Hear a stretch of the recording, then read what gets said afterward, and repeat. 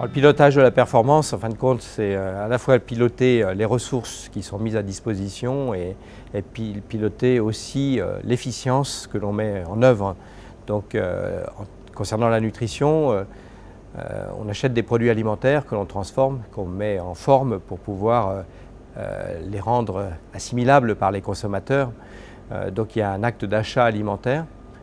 Je le souligne assez souvent, l'achat alimentaire est fait avec de l'argent public. Donc c'est un bien collectif mis à disposition par chaque citoyen lorsqu'il paye ses impôts, et une partie permet justement de prendre en charge en restauration collective toutes ces personnes en situation de fragilité. Donc on doit veiller à ce que les ressources soient bien utilisées.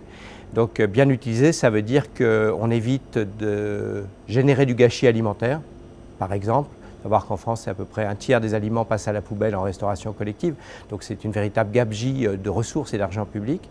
Et puis piloter la performance en nutrition, c'est piloter l'efficience du système en veillant à ce que le statut nutritionnel des consommateurs, leur santé nutritionnelle, leur courbe de poids, leur taux d'albumine, enfin tous les facteurs que l'on peut identifier qui permettent de voir que, en fin de compte, la restauration qu'on leur propose permet à ces personnes d'être en bonne santé. Certains acteurs étaient venus se joindre au projet 3S au fil du chemin. On va parler de l'ANAP, l'Agence nationale d'appui à la performance, qui a créé l'année dernière un outil, un véritable référentiel complet destiné aux établissements sanitaires, médico-sociaux et auquel l'ANAP Pays Loire a été associée pour créer toute une série d'indicateurs. Et ces indicateurs, aujourd'hui, sont mis à disposition sur le site.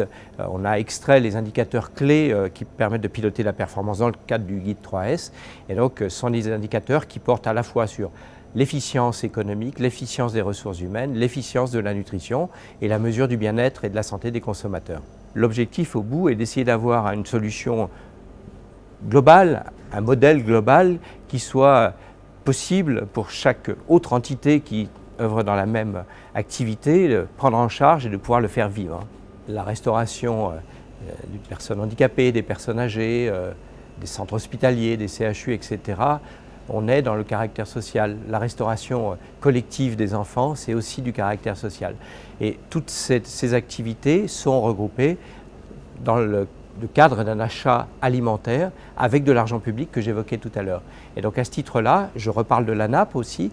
Les indicateurs qui ont été travaillés par l'ANAP s'appliquent à l'ensemble de ce type d'établissement. Donc aujourd'hui, tout professionnel de la restauration collective à caractère social a une obligation de pilotage et d'utilisation au maximum des ressources qui lui sont données.